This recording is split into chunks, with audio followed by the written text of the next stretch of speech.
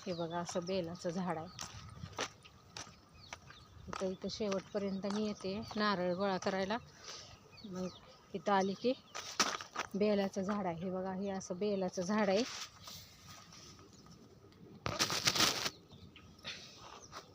हे असं मी बेलाच्या झाडाचं दर्शन घेते. असं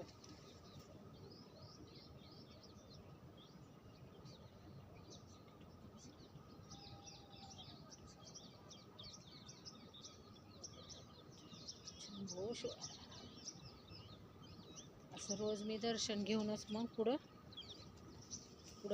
नारळ गोळा करायला जाते आंब्याकडून मग आंब्यातच नारळाचं पोतं ठिकं ठेवते आणि मग जाते घरी.